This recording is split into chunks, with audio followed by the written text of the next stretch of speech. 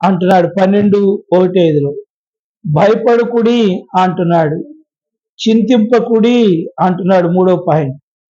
4వది ఆలోచించుడి అంటున్నాడు. 5వది అనుమానం కలిగి ఉండకుడి అంటున్నాడు. 6వది మీ నడుములు కట్టుకొనుడి అంటున్నాడు. 7వది మీ దీపములు వెలుగుచుండనీయుడి అంటున్నాడు. 8 మెలకువగా ఉండుడి అంటున్నాడు. 9 సిద్ధముగా ఉండుడి. ప్రియమైనటువంటి వారలారా, ఇక్కడ కాకుల గురించి వివరిస్తా ఉన్నాడు లూకా. మరి కాకుల యొక్క జీవితాలు వివరిస్తూ వాటిని మానవునికి పోల్చి ఇక్కడ చూపిస్తూ ఉన్నాడు. కాకులు చాలా రకాలు ఉంటాయి. మొత్తం మీద 9 రకాల వరకు కూడా కాకులు ఉండొచ్చు అనేది ప్రతీతి. ఈ కాకుల్లో నల్ల కాకి, తెల్ల కాకి, నీటి కాకి, అంటే దీన్నే మళ్ళీ చెరువు కాకి అని కూడా అంటారు. బొంత కాకి, చెవుడు కాకి, ఇంటి కాకి, అడవి కాకి, లోయ కాకి అనేటువంటి తర్వాత జముడు కాకి. ప్రియులారా, 9 రకాల కాకులు సహజంగా ఉంటాయి అంటారు. అయితే ఈ జముడు కాకి అనేది చాలా రేరుగా కనపడతా ఉంటుంది. ఇది హైందత్వంగా చూసినట్లయితే మరి రాక్షస గురువైనటువంటి శుక్రాచార్యుడు మరి తన అధీనంలో ఈ కాకి ఉండేదని, ఆ శుక్రాచార్యుడికి ఒక గుణం ఉంది. అయితే దేవతల గురువు బృహస్పతి అయితే రాక్షస గురుడు శుక్రాచార్యుడు గురువు. అయితే ఇతనికి ఒక విద్య తెలుసు. అదేంటంటే మృత సంజీవని అనే విద్య. ఈ మృత సంజీవని విద్యతో రాక్షసులను ఎప్పటికప్పుడు దేవతలు కొట్టినా మళ్ళీ రాక్షసులు అంతే మంది ఉండేవారు. కారణం ఏంటంటే ఈ మృత సంజీవని విద్యతో అందరిని బ్రతికించేవాడు ఎవరు? రాక్షస గురువు శుక్రాచార్యుడు. అతని దగ్గర ఈ కాకి ఉండేదని, ఆ కాకి ఈ యొక్క మృత సంజీవని విద్య కూడా నేర్చుకుందని, ఈ కాకి అందుకనే జముడు కాకి దాని దగ్గర ఒక పుల్ల ఉంటుందని, ఆ పుల్ల మరి మృత సంజీవని పుల్లని, అది ఎక్కడ పెడుతుందో తెలుసుకుంటే చచ్చినోళ్ళు కూడా బ్రతికించవచ్చు అని కొంతమంది పెద్దలు వెనుక అంటుండేవారు. కానీ దాని జాడ తెలియదు, అది ఎక్కడ ఉంటుందో తెలియదు, కానీ అప్పుడప్పుడు కనపడతా ఉంటుంది. అయితే ప్రియులరా గమనించండి, ఇలాగా ఏది ఏమైనా కాకులు ఈ రీతిగా 9 రకాల కాకులు ఉంటాయని చెప్పి వినికిడి. అయితే కాకులు సుమారుగా 7-8 సంవత్సరాలు మాత్రమే బ్రతుకుతాయి. తర్వాత దానికి దేవుడిచ్చిన ఆయుష్ ఎంత అంటే 7-8 సంవత్సరాలు. తర్వాత కుక్కలు కూడా అంతే. కుక్కలు మరి మా బ్రతికితే 10 నుండి 12 సంవత్సరాల వరకు మాత్రమే బ్రతుకుతాయి, తర్వాత చచ్చిపోతాయి. తర్వాత కొన్ని జీవులకి కొంత వరకు మాత్రమే ఆయుష్ దేవుడిచ్చాడు.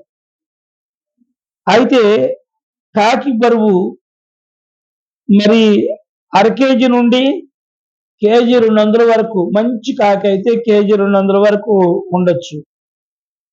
వీటి రెక్కలు సాపితే 100 సెంటీమీటర్లు ఉండొచ్చు.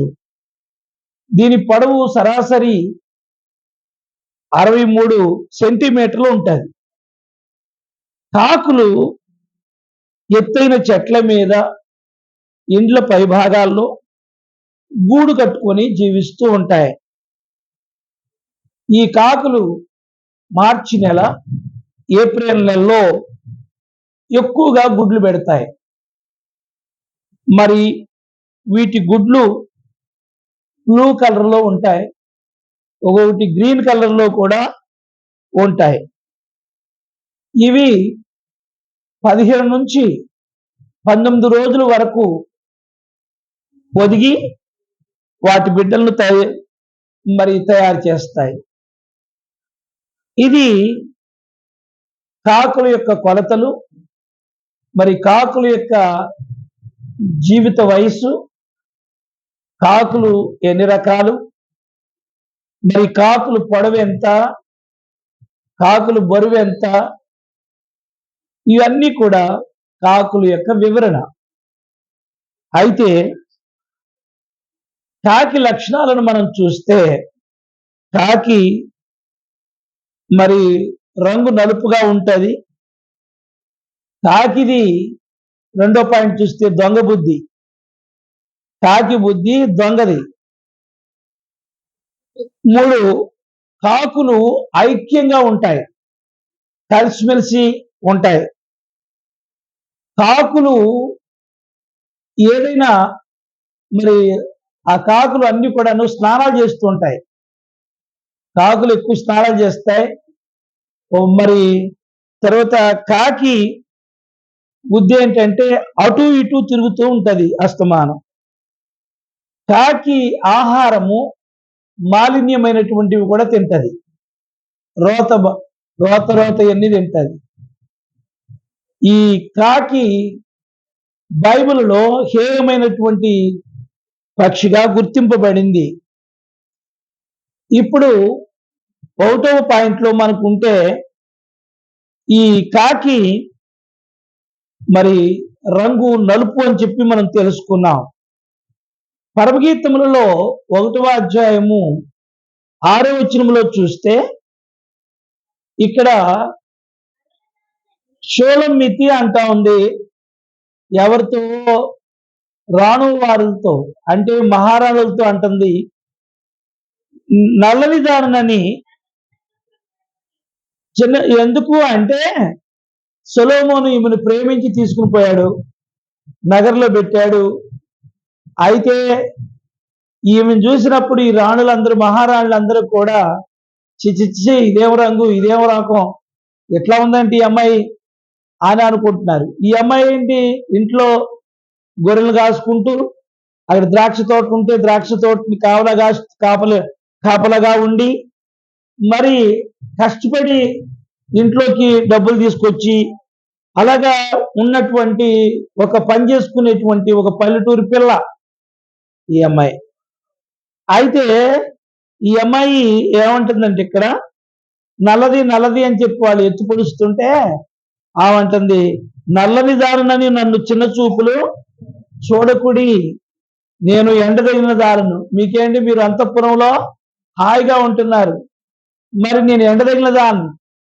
ఏమండి, నీడను కూర్చున్న వాళ్ళకి ఎండలో ఉన్న వాళ్ళకి ఎంత తేడా ఉంటుంది గమనించండి. ఎండలో ఉన్నటువంటి వాళ్ళు చాలా కష్టపడతారు, ఎండంతా వాళ్ళ మీద ఉంటుంది కాబట్టి వాళ్ళు ఖచ్చితంగా నల్లబడతారు. ఎర్రటోళ్ళు కూడా ఎండలోకి వెళ్తే నల్లబడతారు. నేను ఇంట్లో ఉండి ఏ పని పాటికి వెళ్ళకోకుండా నేను ఎర్రగుండా నువ్వు నల్లగుండా అని పనిచేసే వాళ్ళని అనకూడదు. ఎందుకనంటే పాపం వాళ్ళు కష్టజీవులు, అస్తమానము పనిచేసి కష్టపడి, కొంతమందికి కష్టపడేటువంటి వాళ్ళకి సరైన ఆహారం కూడా ఉండదు. ఏమండి, సరైన ఆహారం కూడా ఉండదు. వాళ్ళు ఏదో కారం బోరం తిని కష్టపడి పనిచేసే వాళ్ళు ఎంతో మంది ఉన్నారు. ప్రేమైనటువంటి వాళ్ళరా, అయితే నీకు విటమిన్స్ కానీ, కార్బోహైడ్రేట్స్ కానీ, లవణాలు కానీ, రకరకాలుగా అన్ని మరి చక్కగా నువ్వు తినే ఆహార పదార్థాన్ని బట్టి నీకు అన్ని సమకూడతాయి. కాబట్టి నువ్వు నున్నగా, తెల్లగా, ఎర్రగా, రకరకాలుగా మంచిగా ఉంటావు. నీడపట్టున్న వాళ్ళు అలాగుంటారు. కొంతమంది అనగా ఏ రోగం ఉండకపోయినా వాళ్ళకు ఒక రోగం ఉంటుంది. అదేంటంటే రక్తహీనత. ఎందుకని అని అంటే సరిగా తినక, ఒక పండ్లు తినరు, ఒక మరి తర్వాత మంచి మంచి పదార్థాలు తినరు, ఏం తినరు, అన్నం తిని అన్న అనుకుంటారు. కొంతమంది ఏమి లేని పాపం పేదవాళ్ళు, మరి వాళ్ళు ఎక్కడ రక్తం సరిపోను ఉండదు. కాబట్టి ప్రియమైనటువంటి వాళ్ళరా, వాళ్ళు నల్లగానే ఉంటారు. అయితే ఇక్కడ గమనించి చూసినట్లయితే నలుపు అనేది పాపానికి సాదృశ్యంగా కనపడతా ఉంది. మానవులోని పాపము మరి మురికిగా దేవునికి కనబడుతూ ఉంటుంది. మానవుల్లో పాపము మనం గమనించి చూస్తే అది ఎలా కనపడుతుంది అంటే మురికిదాల్లాగా కనపడుతుంది. చెడు వ్యసనాలు కలిగిన వారిని లోకము పనికిమాలినటువంటి వారిగా అభివర్ణిస్తూ ఉంటారు. సహజంగా ఎవరైనా వారిని మరి పనికిమాలిన వారిని, చెడ్డవారిని చిన్న చూపే వాళ్ళని చూస్తారు. సమాజంలో ఇలాంటి వారికి విలువ కూడా ఉండదు. మరి కొందరు విగ్రహారాధికులు పూజలు పునస్కారాలు చేస్తూ నిజ దేవునికి దూరంగా ఉంటూ పాపములో మగ్గి నల్లగానే ఉండిపోతారు. అంటే పాపపు జీవితం జీవిస్తారు. ఒక్కోసారి రక్షించబడిన వారికి సైతము పాపమనే ఎండవేడిమి తగిలి నల్లవారుగా కావచ్చు. ఇక్కడ నల్లవారు తెల్లవారు అంటే అర్థం ఏంటంటే పాపమే వారి జీవితాన్ని పాడు చేస్తుంది అనమాట అండి. కాకి లక్షణము కలిగినటువంటి మనల్ని ప్రభు విడిపించటానికి వచ్చాడు. కాకిలాగా పాపములో, మోసములో, అన్యాయములో, అక్రమములో, దగాలో, కుళ్ళు మరి తర్వాత ఇలాంటి దుర్మార్గమైన జీవితంలో అనుభవిస్తున్న మన కొరకై ప్రభువారు ఆ నల్లతనాన్ని పోగొట్టడానికి, ఆ పాపాన్ని పోగొట్టడానికి, మన బ్రతుకును మార్చడానికి, మన జీవితాన్ని దిద్దడానికి, ఆయన నశించిన దానిని వెతికి రక్షించడానికి లోకానికి వచ్చినట్లుగా మనం చూస్తున్నాం. ప్రియులరా, కాబట్టి అనగా కాకి నల్ల జీవితము పాపముతో ఉన్న మానవునికి సాదృశ్యంగా ఇక్కడ కలుపుతున్నాడు. కాబట్టి వారుగా నలుపు చీకటికి గుర్తు, చీకటి పాపానికి గుర్తు. కాబట్టి అనగా మరి కాకి రంగు నలుపు, కాకి బుద్ధి రెండో పాయింట్లోకి వస్తే దొంగ బుద్ధి. కాకులు సహజంగా స్పూన్లని, సబ్బులని, చిన్న గిన్నెలని, పిల్లల చేతిలో ఉన్నటువంటి తినుబండారాలన్నీ ఎత్తుకుపోతూ ఉంటాయి. పట్టుకెళ్ళి ఎక్కడో దాస్తాయి. ఇంటి తాటెగుల కిందో పెంకుల మీదనో ఎక్కడో దాస్తాయి. ఎక్కడ దాసిందో ఆ కాకి మళ్ళీ వచ్చేటప్పటికి గుర్తుండదు. ప్రియులరా, దానికి పనికిరాదు, ఇతరులకు కూడా అనగా అది దక్కకుండా చేసేటువంటి బుద్ధి దేనికి ఉందంటే కాకికే ఉంది. ప్రియులరా, ఇలా మానవులకి నష్టాన్ని కలుగజేస్తుంది కాకి. ప్రియులరా, ఇక్కడ దేవుని వాక్యంలో చూద్దాం. 1వ కొరింథీ పత్రిక 6వ అధ్యాయం 9-10 వచనాలు చూడండి. మోసపోకుడి, జారులైనను వ్యభిచారులైనను కాదు, అన్యాయస్తులు దేవుని రాజ్యమునకు అన్యాయస్తులు దేవుని రాజ్యమునకు వారసులు కాలేరని మీకు తెలియదా?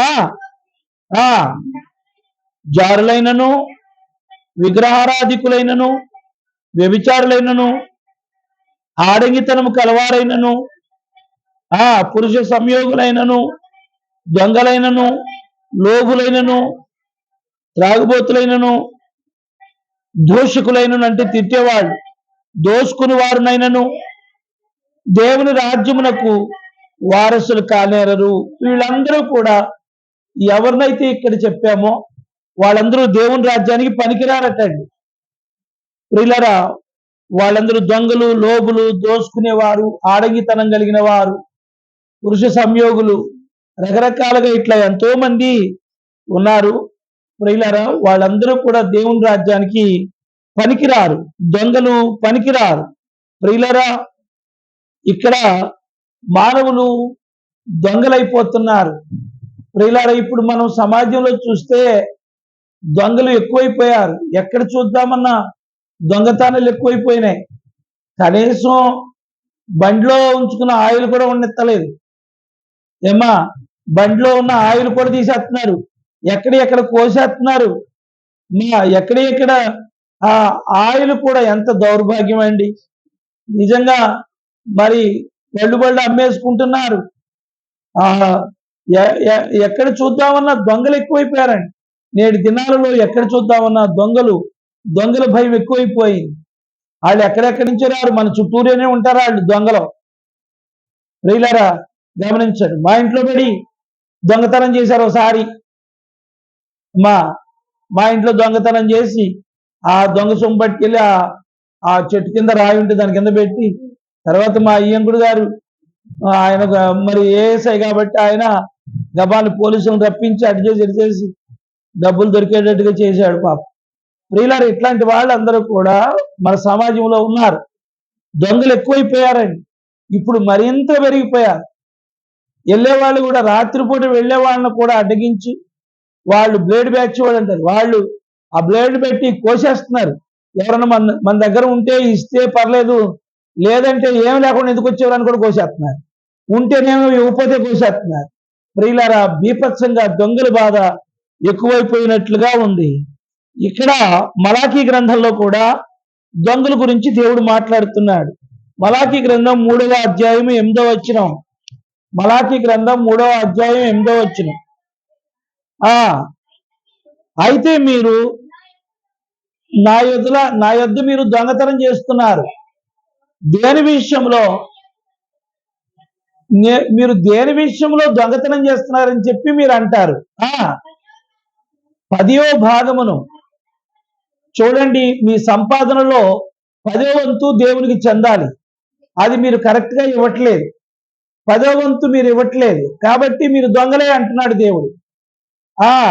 మీరు ప్రతిష్టార్పణలు ఏదైనా మొట్టమొదటిగా అనగా మరి కోడి గుడ్డు పెట్టింది అనుకోండి, ఆ కోడిగుడు దేవుడి మందిరంలోనికి అనగా తీసుకో వెనక బాగా తెచ్చేవాళ్ళండి. కోళ్ళు ఎక్కువ ఉండేవి, ఇప్పుడు లేవు చాలా మందికి. తర్వాత ముందుగా గేదె ఈనింది, ఆ పాలు తీసుకుని వచ్చి ఇవ్వడం. ముందుగా ఏదైనా సొరసెట్టు పెట్టావు, కాయ కాసింది, అది తీసుకొచ్చి దేవునికి ఇవ్వడం.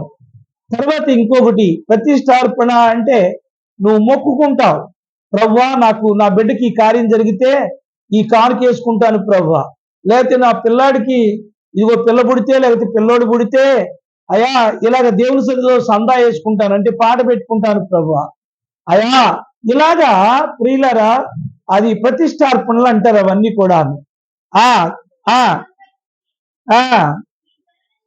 ఈ జనులందరూ కూడా వాళ్ళు ఇవ్వవలసిన దేవునికి ఇవ్వవలసింది ఇవ్వకుండా నా దగ్గర దొంగతనం చేస్తూనే ఉన్నారు. అలా ఎవరైతే చేస్తున్నారో వాళ్ళందరూ కూడా శాపగ్రస్తులై ఉన్నారు. మరి మన జీవితంలో అనగా మనకి సంబంధించినటువంటివి ఏవి నాకు కలిసి రావట్లేదు, నేను బాగుంటలేదు, నాకు అట్లా ఉంది, నాకు ఇట్లా ఉంది, నేను ఇచ్చేస్తున్నాను అది చేస్తున్నానంటే మన జీవితంలో మనం చేయవలసినవి చేయనప్పుడు దేవుడు ఏం చేస్తుంటాడంటే కొన్నిసార్లు మన మీదకి శోధన పంపిస్తూ ఉంటాడు. కాబట్టి ప్రియులరా దేవుని దృష్టిలో మానవుడు దొంగ అవడం దేవునికి ఇష్టం లేదు. కాబట్టి అనగా చదువమ్మా, నా మందిరములో ఆహారం ఉండినట్లు 10వ భాగమంతయు మీరు నా మందిరపు నిధిలోనికి తీసుకొని రండి. మీరు ఎప్పుడైతే ఇలాగ చేస్తారో మీరు నన్ను అప్పుడు శోధించండి, ప్రభువా నేను ఇవ్వాల్సిందంతా నీకు ఇస్తున్నాను కానీ నువ్వు నాకెందుకు ఇవ్వట్లేదు అని ఎప్పుడు నన్ను అడగండి. ఖచ్చితంగా మీరు నన్ను అడగండి, నేను ఖచ్చితంగా మీకు ఇస్తాను అంటున్నాడు.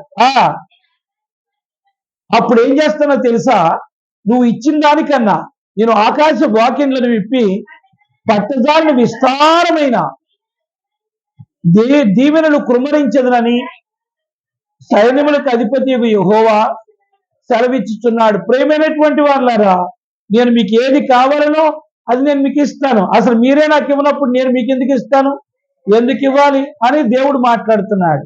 అనగా మీరు కరెక్ట్గా చేయవలసింది చేయండి, తరువాత మీరు ఒకంత ఇస్తే 100 రెట్లుగా నేను తిరిగి మీకు ఇస్తానంటున్నాడు. అందుకని మీరు దొంగలై ఉన్నారు, మీరు అబద్ధికులై ఉన్నారు. మీరు ప్రేమైన దేవుని బిడ్డలారా, ఇక్కడ మనుషుల్లో దొంగ బుద్ధి ఉందని దేవుని వాక్యం సెలవిస్తూ ఉంది. కనపడిందల్లా దొంగిలించటము, కొందరు తామే మరి పనిచేస్తున్నటువంటి సంస్థలలో దొంగతనాలు చేస్తుంటారు. మరి ప్రభుత్వపు ఉద్యోగస్తులు వాళ్ళు మరి చేస్తున్న దానిలో వాళ్ళు దొంగతనం చేస్తుంటారు. కనపడిందల్లా దొంగిలిస్తూనే ఉంటారు. దొంగిలించటానికి కొంతమంది సిగ్గుపడరు, దొంగతనం చేయాలంటే సిగ్గుపడరు. అది తప్పు అని చెప్పి వాళ్ళకి అనిపించదు. ప్రియులారా, మనస్సాక్షి లేనటువంటి మనుషులు పైగా దొంగిలించడము వారి హక్కుగా కొంతమంది భావిస్తారు. ప్రియులారా, కాకి చిన్న చిన్నవి దొంగిలిస్తుంది కానీ మనిషి అయితే ప్రియులారా అందాన్ని కానీ దేవుణ్ణి కూడా దోచేసుకుంటారట.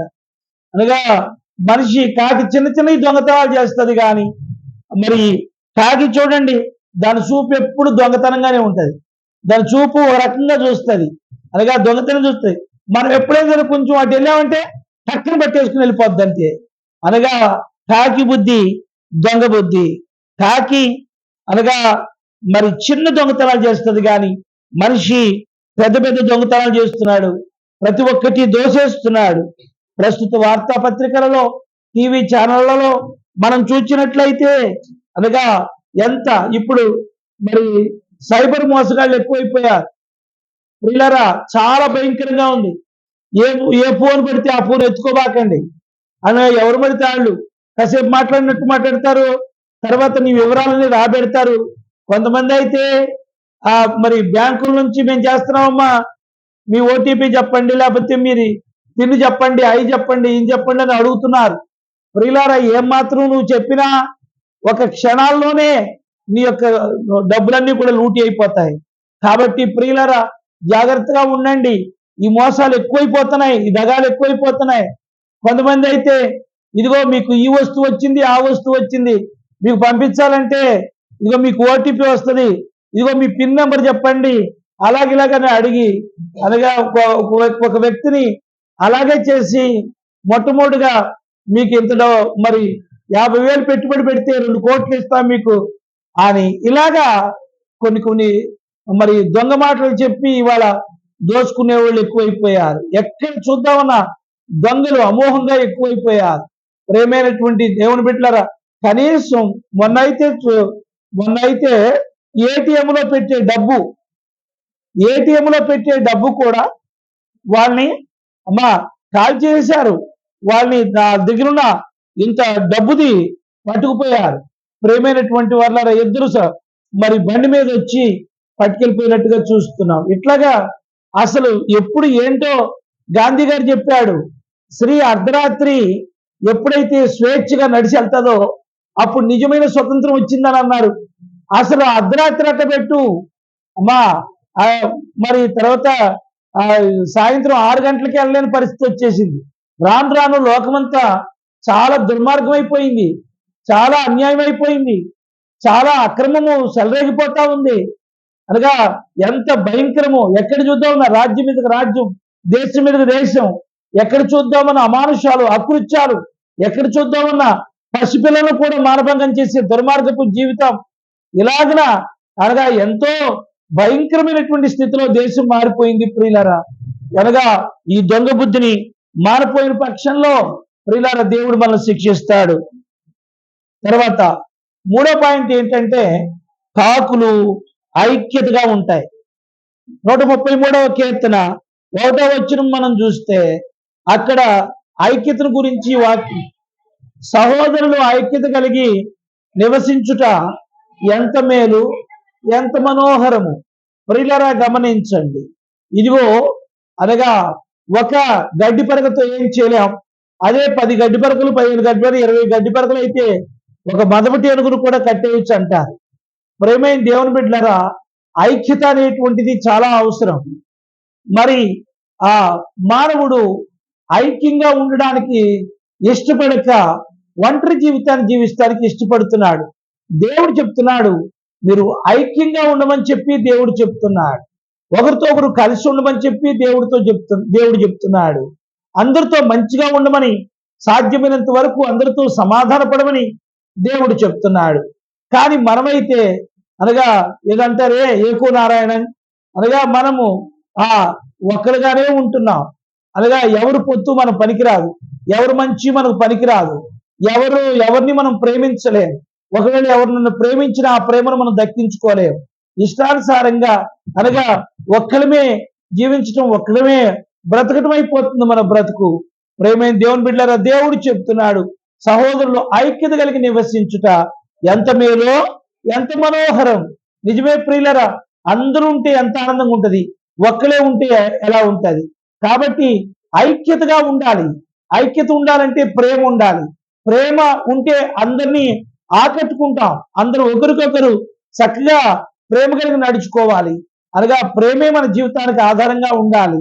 ఒకరినొకరు ప్రేమించాలి. ఒకవేళ నువ్వు ప్రేమించకపోయినా ఎవరైనా నిన్ను ప్రేమిస్తుంటే ఆ ప్రేమనన్నా కూడా నువ్వు జాగ్రత్తగా దక్కించుకోవాలి. అనగా ఎవరైనా మరి నువ్వు నమస్కారం పెట్టకపోతే పెట్టపోయావు, ఎవరైనా నమస్కారం పెట్టినప్పుడు కనీసం ప్రతి నమస్కారం పెట్టడమైనా నేర్చుకోవాలి. అనగా సంస్కారవంతులుగా మానవులు ఉండాలి. ప్రియులారా, ఇక్కడ చూడండి, నోరు లేనటువంటి కాకులు మరి గమనించి చూసినట్లయితే కాకులు ఎలా ఉంటాయంటే ఐక్యతగా ఉంటాయి. ఒక కాకికి ఆహారం దొరికితే చాలు, మిగతా కాకులను కూడా ఆ కాకి కేకేస్తుంది. అనగా రండి తిందాం, అందరం రండి తిందాం, నేనే తినేద్దామనే బుద్ధి లేకుండా అది అన్ని కాకుల్ని పిలుచుకొస్తుంది, మిగతా కాకులు కూడా పిలుస్తుంది. ఒక కాకికి నష్టం కలిగితే, ఒక కాకి గనక ఏదైనా దెబ్బతిని పడిపోతే అన్ని కాకుల్ని పిలుస్తుంది. ఆ కాకులు అన్ని కూడా మందల మంది ఏర్పడుతూ ఉంటాయి. ఏదన్నా తేడా వస్తే ఒక కాకికి ఏదైనా మనం బాధ పెడితే అన్ని కాకులు మనం వెళ్తున్నప్పుడు పైన పొడి చేస్తూ ఉంటాయి. ప్రియులారా, కాకి యొక్క ఐక్యత చూసారా? చాలా మరి ఈ కాకులు మిగతా కాకులు కూడా పిలుస్తాయి. ఒక కాకి నష్టం కలిగిన మరి మన తలల మీద తిరుగుతూ గోల చేసి పారేస్తాయి. అయితే మనకున్నట్టే కాకులకు కూడా సంభాషణ అనేది ఉంటది. అవి కూడా వాటి భాషలో అవి మాట్లాడుకుంటూ ఉంటాయి. కాకి భాషలు ఉంటాయి, పిచ్చుకు భాష ఉంటది. అన్ని అనగా ఎవరో ఒక ఆయన ఈ భాషలు నేర్చుకున్నాడు. ఏది కాకట్టి పిలుస్తుందో, పిచ్చుకి ఎలా పిలుస్తుందో, అమ్మా తర్వాత బాతు ఎట్ట కోసుద్దో, కోడి ఎట్టగా పిలుచుద్దో, ఇవన్నీ నేర్చుకున్నాడు. ఆయన పిలిచినప్పుడు నిజంగా కోడి వచ్చేస్తుంది, అనగా కాకులు వచ్చేస్తున్నాయి. ఎందుకంటే ఆ భాష మరి ఎలా నేర్చుకున్నాడు. ప్రియులారా, తర్వాత ఇట్లాగా మరి కుక్కలు కలుసుకుంటూ ఉంటాయి, పోట్లాడుకుంటూ ఉంటాయి. కాకులు అలా కాదు, ఐక్యతగా ఉంటాయి. ప్రియులారా, కుక్క ఏం చేస్తుంది? కుక్క అంటుందంట, నన్ను కనుక ఎవరు అడ్డగించకపోతే ఈ ప్రపంచాన్ని నేను జయిస్తానందని. అవును, కుక్క ఇక్కడ కుక్క కనుక ఇంకో చోటకి వెళ్ళిందంటే ఊరుకోవు, మీద పడి కరిచేస్తాయి. అలాగే నువ్వు ఆ ఏరియా దాని ఈ ఏరియా కిందకి వచ్చావు అనుకుంటాయో మరి ఏంటి తెలియదు. మొత్తానికి ఒక ఏరియా నుంచి ఒక ఏరియా కనుక ఒక కుక్క వెళ్ళిందంటే ఆ కుక్క ఈ కుక్కని వెళ్ళిన కుక్కను ఊరుకోదు. కాబట్టి ప్రియులారా, మరి కాకులైతే ఎలా కాదు, అవన్నీ కూడా ఒక చోటనే ఉంటాయి, మరి ఐక్యతగా ఉంటాయి. విశ్వాసులకు వాక్యము ఎంత బాగా తెలిసినప్పటికీ కూడా మరి ఐక్యత కొదువుగా ఉన్నట్లుగా కనబడుతుంది. మరి చూడండి, మనలో ఐక్యత కొదువుగా ఉన్నట్లుగా ఉంది. ఒక అమ్మ తెచ్చిన పలహారం ఒక అమ్మ తీసుకోదు. ఒక అబ్బ పిలుస్తుంటే ఇంకొక అమ్మాయి మాట్లాడదు. అనగా మూతులు ముక్కులు వేరే వేరే పెట్టుకొని రకరకాలుగా ఐక్యత లేకుండా, సమాధానం లేకుండా, సంతోషం లేకుండా, ప్రేమ లేకుండా ఇలా వస్తున్నాం పోతున్నాం అన్నట్టుగా అనగా వస్తూ పోతూ ఉంటారు. దేవుడు చెప్పాడు, ప్రేమ కలిగి ఉండండి అమ్మా, ఐక్యతగా ఉండండి అమ్మా, సమాధానంగా కలిగి ఉండండి అమ్మా అంటే సమాధానమా యమాధానమా తర్వాత చూసుకుందాం ఆ సంగతి అనుకుంటా వెళ్ళిపోతారు. ప్రేమైనటువంటి వాళ్ళరా, ఇవి అనగా కాకులకున్నటువంటి ఐక్యత కూడా మానవునికి లేదని చెప్పి దేవుని వాక్యం సెలవిస్తోంది. అనగా విశ్వాసులకు వాక్యం ఎంత తెలిసిన ఐక్యత మాత్రం కొదువుగానే ఉంటుంది. అనగా మరి పాట పాడాలంటే కోకిలను చూపిస్తూ ఉంటారు, మరి సంఘ జీవితానికి ఏమో కాకులను చూపిస్తూ ఉంటారు. అదే రీతిగా క్రమశిక్షణకు చీమలు ఎట్లా ఉంటాయి? క్రమంగా నడుస్తాయి. చిన్ని జీవులు చీమలు చూడు, వాటికి ఏ ఏలిక లేనే లేదు, వాటికి ఏ ఏలిక లేనే లేదు, అయినా అవి క్రమముగా నడుచును, అయినా అవి క్రమముగా నడుచును, వేసవిలో ఆహారం కూర్చును, వేసవిలో ఆహారం కూర్చును, ఉచక మీద తలుపు తిరుగు రీతిగా తన పడక మీద సోమరి తిరుగాడగా గానుగ చుట్టూ ఎత్తు తిరుగు తీపిగా సోమరి చుట్టూ లేమి తిరుగాడును సోమరి చుట్టూ లేమి తిరుగాడును. హల్లెలూయా. ప్రియమైనటువంటి వాళ్ళారా, గమనించండి. కొంతమంది కాళ్ళు చేతులు బాగానే ఉంటాయి, వాళ్ళు వయసులోనే ఉంటారు, కానీ పనికెళ్ళరు. ప్రియులరా, పని చేయరు. శుభ్రంగా తినటం మాత్రం మానరు. మళ్ళీ శుభ్రంగా తిని శుభ్రంగా పడుకుంటారు. ప్రియులరా, మరి అలాంటి వాళ్ళకి అన్నం ఎట్లా వస్తుంది? ఇతర దేశాలు అయితే పనిచేయనటువంటి వాళ్ళు, అనగా వాళ్ళు బాగుండి కూడా పనిచేయనటువంటి వాళ్ళు, వీళ్ళు నిరుపయోగం అనుకున్న వాళ్ళని కాల్చి పారేస్తారు, చంపేస్తారండి, వాళ్ళని బతకనేవారు.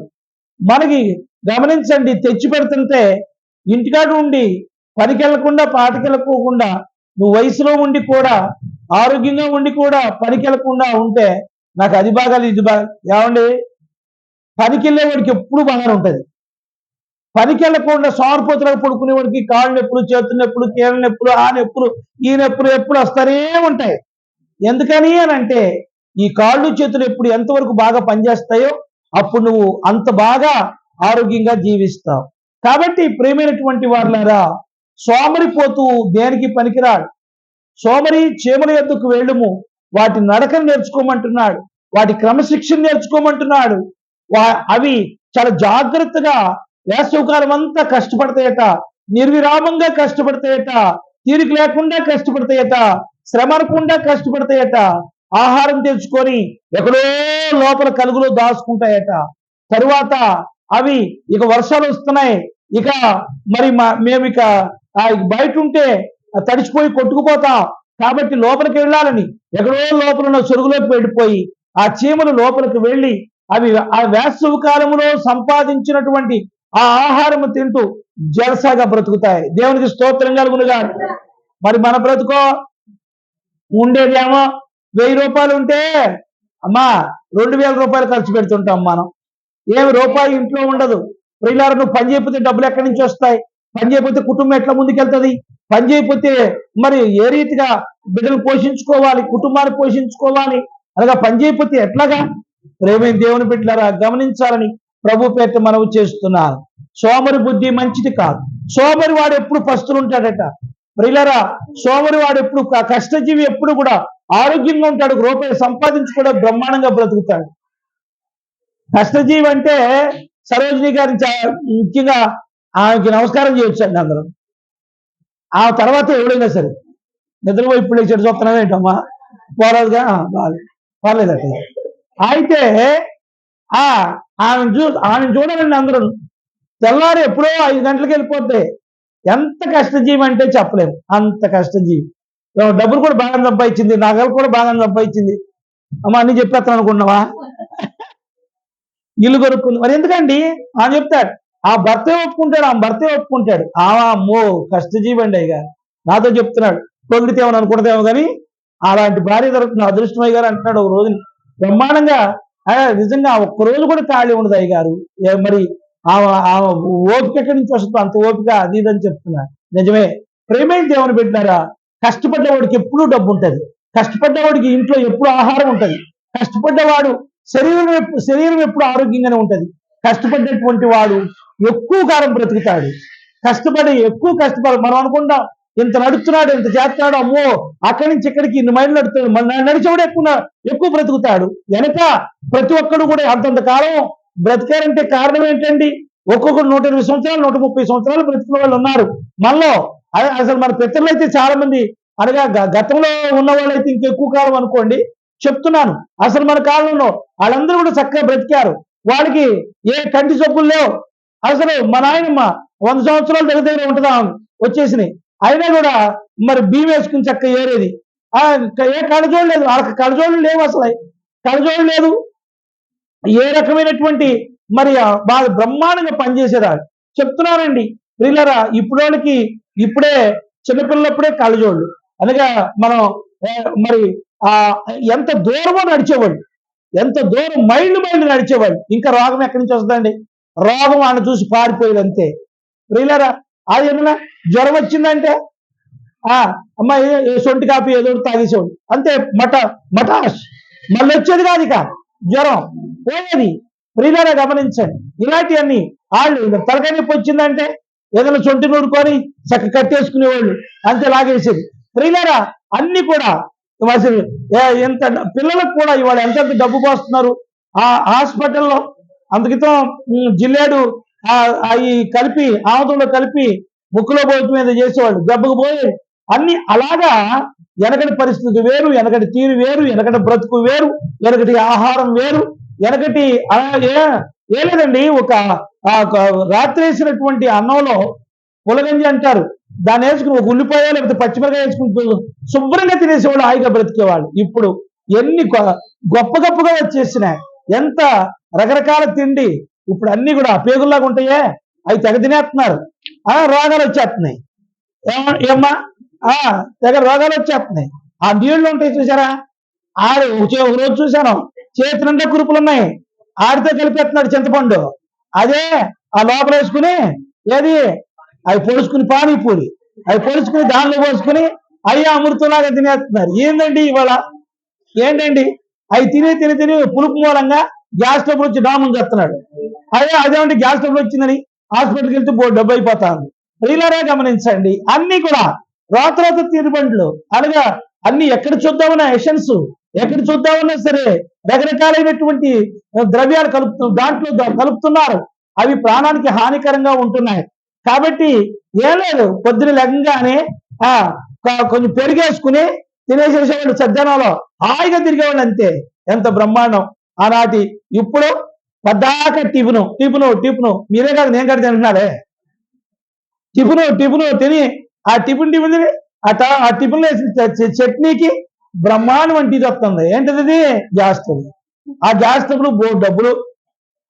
పిల్లలారా ఎంత బాధ అయిపోయింది ఈ దినాలలో, అనగా మానవుని యొక్క జీవితము ఎంత భయంకరంగా ఈ దినాల్లో తయారైంది. కాబట్టి వెనక మరి జీవితం వేరు, ఇప్పుడు జీవితం వేరు. వెనక మరి గంటలు నడిచేవారు, ఇప్పుడు ఎక్కడికి వెళ్ళాలంటే ఇక్కడి నుంచి అక్కడికి వెళ్ళాలంటే నడవలేరు. ఏమండి ఆటో అంటున్నారు, ఆటో ఎక్కుతున్నారు. ఎక్కడ కదులుతుంది? కాళ్ళు కదులుతున్నాయా, చేతులు కదులుతున్నాయా? అమ్మా రకరకాలుగా చాలా మంది అనగా ఈ రీతిగా వారి యొక్క జీవితాలు, శరీరాలు, ఆరోగ్యాలు పాడు చేసుకుంటున్నారు.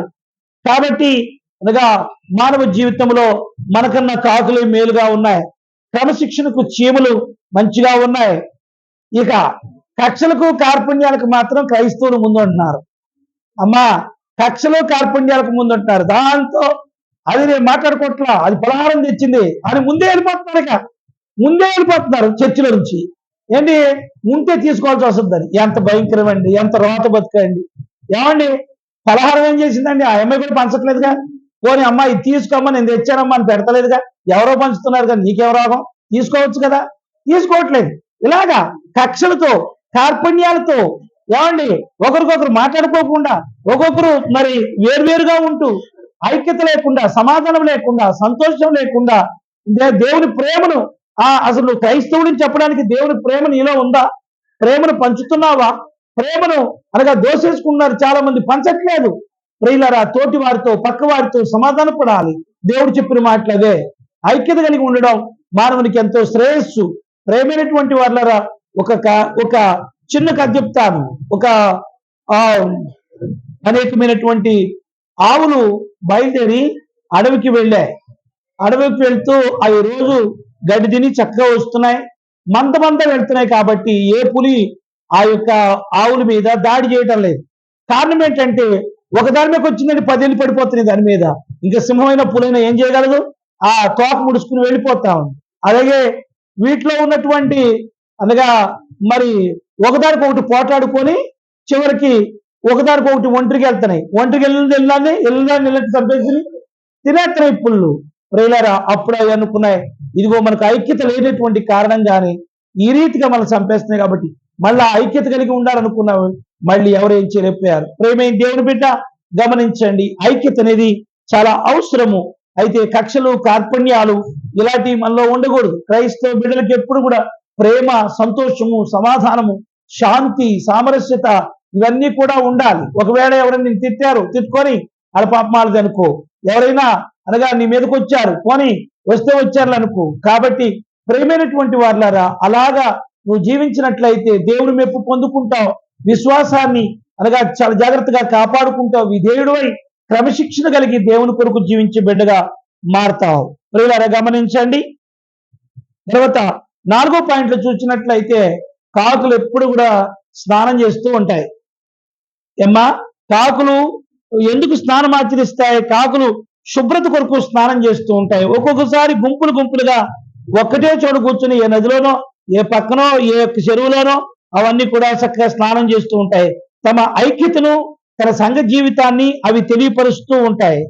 ప్రియులారా, అంత మాత్రాన మరలా మురికి అంటుకోదు అని కాదు, కానీ అది మరి ఆ అశుద్ధతను వదిలించుకోవడానికి నీటితో కడుక్కోవడం ఒక ఆచారంగా మారింది.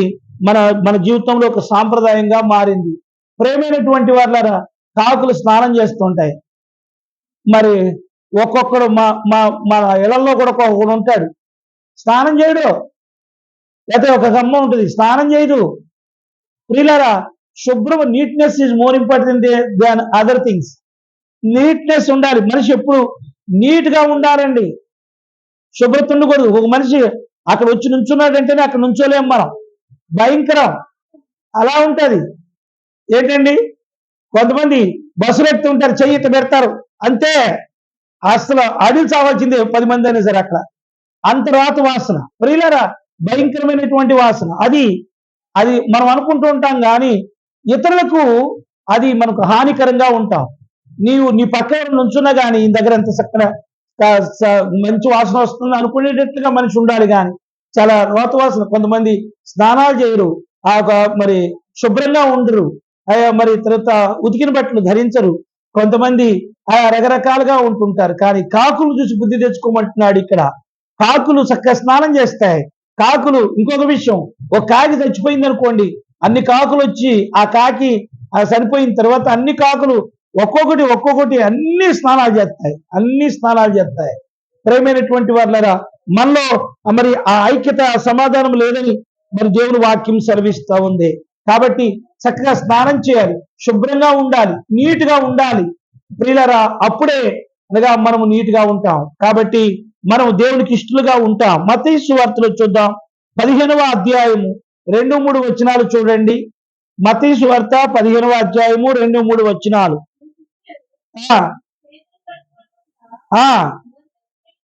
భోజనము చేయుచున్నారే,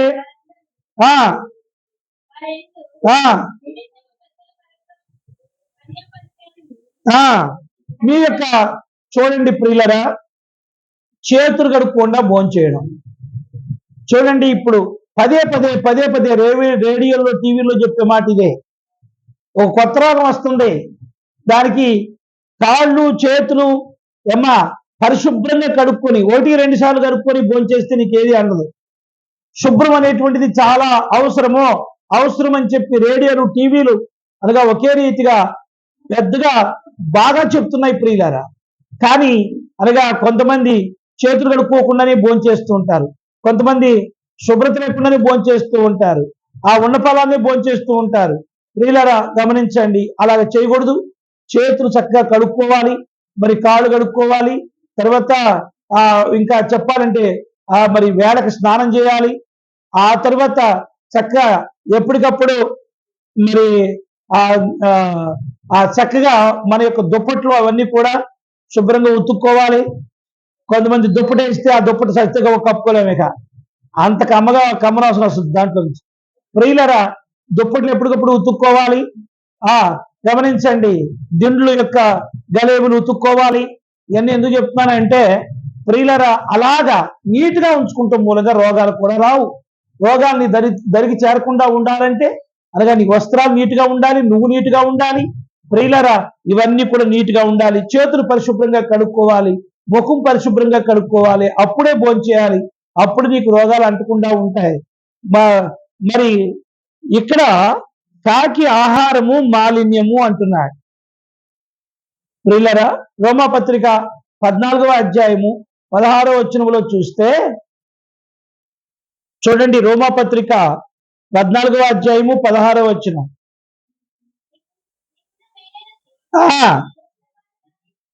మేలైనది ఏదన్నా ఉంటే మీకున్నది దాన్ని దూషణ పాలు కానీయకుడి.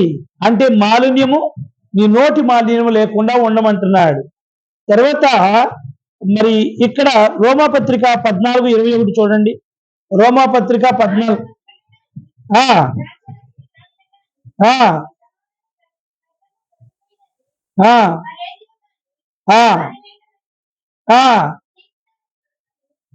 నిషిద్ధమైన దానిని 21 నిషిద్ధమైన దానిని తినకూడదు.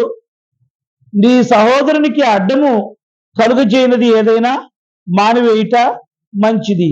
నిషిద్ధమైనటువంటివి తినకూడదు. కాకి ఎప్పుడు కూడా సచ్చింది తింటా ఉంటది, ఉచ్చింది తింటా ఉంటది, కుళ్ళిపోయింది తింటా ఉంటది, దుర్వాసన కలిగినవి కూడా తింటా ఉంటది. ప్రియులారా, భారతదేశంలో శ్రద్ధాకర్మ అంటే దినం చేసే పద్ధతి చొప్పున ప్రియులార అలవాటుగా ప్రియులారా మరి దాన్ని తద్దినము ఏదో అంటారు, ముద్దలు చేసి అక్కడ పెడతారు. కాకి వచ్చి తింటే స్వర్గానికి వెళ్ళిపోతాడంట ఆ మనిషి. కాకులు అసలు రాలేదనుకోండి, ఆ రోజంతా కాకులు రాలేదనుకోండి, చాలా బాధాకరం అనమాట. ప్రేమైనటువంటి వాళ్ళారా, అనగా కాకి తింటే చాలా మంచిదని. కాకి ఇక్కడ మహాకవి వేమన అంటున్నాడు, పిండములను చేసి పితరులను తలపోసి, అమ్మా పిండాలు పెట్టి పితరులను అంటే చచ్చిపోయిన వాళ్ళు తలపోసి కాకులకు పెట్టు గాడిదలారా. ఏమర్థం చూడండి వేమన గారు. పిండాలు చేసి పితరులు వస్తారు తింటారని చెప్పి అనగా కాకులకు పెట్టేటువంటి గాడిదలారా, పెంట తినడు కాకి పితరుడెట్లగురురా విశ్వదాభిరామ వినురవేమ అంటున్నారు. పెంట తినే కాకి తినటం మూలంగా మీ కాకి పితరుడు ఎట్లా అవుతాడు అంటే ఏంటి? కాకి తినేళ్తే అదిగో మా నాన్న వచ్చి ఆడ పెట్టానుకో, నాన్న గురించి పెట్టానుకో, మా నాన్న వచ్చి తినేసేసాడు అనుకుంటారు, మా అక్క వచ్చి తినేసింది అనుకుంటారు. అప్పుడు దాకా అది పెంటలు తినొచ్చి అది తింటది, దానికి ఆహారం అయితే తింటది. ఆ పరిసర ప్రాంతాల్లో లేకపోతే రాదు. కానీ కాకి తింటేనే అమ్మో మా నాన్న వచ్చాడు, మా అమ్మ వచ్చాడు, మా అక్క వచ్చింది, మా చెల్లి వచ్చింది అనుకుంటారు. చచ్చిపోయిన వాళ్ళు వచ్చి తిన్నట్లుగా భావిస్తారు. ఇక్కడ వేమన ఎంత చక్కగా రాశాడు, పిండములను చేసి పితరులను తలపోసి అంటే పితరులను గుర్తు చేసుకొని కాకులకు పెట్టు గాడిదలారా, పెంట తినుడు కాకి పితరుడెట్లగురురా విశ్వదాభిరామ వినురవేమ. కాబట్టి కాకి పెంటలు తినొచ్చి అది తింటుంది, అది పితరుడు ఎట్లవుతాడు రా అని చెప్పి అంటుంది. కాబట్టి ఇక్కడ పీనుగులు ఎక్కడుండునో మత్తయి 24:28 అంటాడు, పీనుగు ఎక్కడుండునో అక్కడ గద్దలు పోగగును. సచ్చిన పీనుగు మీద నివాసం చేస్తూ ఉంటది కాకి. నిషిద్ధమైనటువంటి వాటిని కాకులు తింటూ ఉంటాయి. మరి మానవునిది కూడా నిషిద్ధమైనటువంటి తినే బుద్ధే. నిషిద్ధంగా వద్దని చెప్పినప్పుడు cigarette smoking is injurious to health అని చెప్పి అంటాడు. అంటే సిగరెట్ త్రాగడము లేక పొగ తాగడము, smoking is injurious to health అంటే పొగ తాగడము ఆరోగ్యానికి హానికరం, సిగరెట్ తాగడం హానికరం అని చెప్పి ఆ పెట్టి మీద రాసి ఉంటది, తాగొద్దురా బాబు చస్తావు తాగితే. అయితే అదే తాగుతాం. ఏమండి అనగా మరి ఆ తాగేటువంటి నిస్సా ఉన్నటువంటిది సార తాగినా తాగుతాం. సిగ్గు ఎగ్గు లేకుండా రోడ్డు మీదే పడిపోయి పెంటలు కూడా తింటా ఉంటాం అప్పుడప్పుడు. ఏమండి అనగా వెళ్తా ఉంటాడు, అక్కడ పెంటలు ఉంటాయి, ఆడు పడిపోతాడు, ఆడికి ఏం కలదో. ఆ పక్కనే పెంటలు ఉంటే ఒక రోజున నేను చూస్తే ఆ చెయ్యలు పెంటలు వెళ్ళిపోయింది, అదే తీసుకుని తింటున్నాడు. ప్రేమైనటువంటి వాళ్ళారా, అది అట్లా చేయకూడదని చెప్పి తెలుసు, అయినప్పటికీ కూడా మానవుడు అలా చేస్తున్నాడు. చూడండి చుట్టా వేడి ఎంత ప్రమాదకరమైంది. ఒక్కొక్కసారి టీవీలో చూపిస్తూ ఉంటాడు, నోరంతా క్యాన్సర్ వచ్చేసి రోత అయిపోయి భయంకరంగా ఉంటది. అయినా కూడా వీడు బీడి మారడం, సిగరెట్ మారడం, ఏదో పైపెత్తి షోక్గా తిరుగుతుంటాడు. కొద్ది రోజులు అయిపోయిన తర్వాత ఐదారు పని అయిపోద్ది, షోకు అయిపోద్ది, గీకు అయిపోద్ది, అంత అయిపోద్ది, ముఖం అంతా పుచ్చిపోద్ది, అనగా నోరంతా పుచ్చిపోద్ది. ఈ మధ్య ఇంకోటి నలుపుకునేసేస్తున్నాడు కొంతమంది. ప్రియులారా, కొంతమంది అయితే ఇక్కడ పెడుతున్నారు, ఇక్కడ పెడితే ఇది మొత్తం అంతా కూడా రోతరాత అయిపోయి చివరికి క్యాన్సర్ వచ్చి డాముని చేస్తున్నాడు. ఆడు బాగానే చేస్తున్నాడు, వెనకాల ఉన్న పిల్లలు ఏమైపోతారు? ప్రియులారా, చాలా మంది గుట్కాలని, పాన్ పరాకని, ఖైనీలని, రకరకాలైన నిషిద్ధమైనటువంటివి ఏదైతే ఉన్నాయో అవే తింటున్నాడు. డాక్టర్ చెప్తున్నాడు, అయ్యా సస్తావురా బాబు, సస్తావురా, వాడి జోలికి వెళ్ళబాకరా, సస్తే చచ్చాను, దీనికన్నా ఎక్కువే అనుకుంటున్నాడు, సస్తే ఇప్పుడే చస్తాను, ఏం పోయిందిలే అనుకుంటే తాగేస్తున్నాడు. ప్రియులారా, భయంకరమైనటువంటి మానవుడు అయిపోయాడు. ఎక్కడ చూద్దామన్నా కూడా అనగా దేనికి జరగట్లేదు మానవుడు. ప్రియులారా, ఏ ఖైనీకి జరగట్లేదు, లేకపోతే దానికి దీనికి జరగట్లేదు, పెద్ద పెద్ద క్యాన్సర్లు వచ్చేస్తున్నాయి. అప్పుడు వస్తాడు, అయ్యా అయ్యా అయ్యా పాస్టర్ గారు రోగం వచ్చిందయ్యా, ప్రార్థన చేయండి అయ్యా. మొత్తం అయిపోతుంది, మొత్తం లోపలంతా తినేస్తుంది. అమ్మా, లోపల మొత్తం లివర్లు తినేస్తాయి. తర్వాత ఆ అధికంగా తాగడం మూలంగా ఏమవుతుంది అమ్మా, మొత్తం కిడ్నీలు పోతాయి. ఆ మొత్తం అంతా నోరు కూడా భోంచేటప్పుడు లోపలంతా నోరంతా పూసిపోయి అది క్యాన్సర్ కింద మారి సరైనటువంటి అన్నం కూడా తినలేరు. ఆ కొద్ది రోజులకు వాళ్ళు చచ్చిపోతారు. ప్రేమైనటువంటి వాళ్ళారా, వాళ్ళు బాగానే చచ్చిపోతారు, వెనకనున్న భార్య బిడ్డలు ఏమైపోతారు? ఒకసారైనా మానవుడు ఆలోచిస్తున్నాడా? ప్రేమైన దేవుని బిడ్డ, కాకులే చాలా బెటర్ గా ఉన్నాయి కానీ ప్రియులారా, మానవుడు రోతరోతగా ఇట్లా ఉంటున్నాడు. కాబట్టి ఇప్పటికైనా అలాంటివి మాని అనగా దేవుని కొరకు జీవిస్తూ, విశ్వాసంతో జీవిస్తూ, విధేయుడై మాలిన్యమైనటువంటివి తినకుండా ఉండాలని ప్రభు పేరిట మనవి చేస్తున్నాం. ఇంకా దేవుని చిత్తమైతే వచ్చే వారంలో కొన్ని విషయాలు దీని గురించి క్రోడీకరణగా తెలుసుకుందాం. అంతవరకు దేవుని సమాధానం, ఆయన కృప, ఆయన తోడు మనకి దీవెనకరంగా ఉండును గాక. ఆమేన్.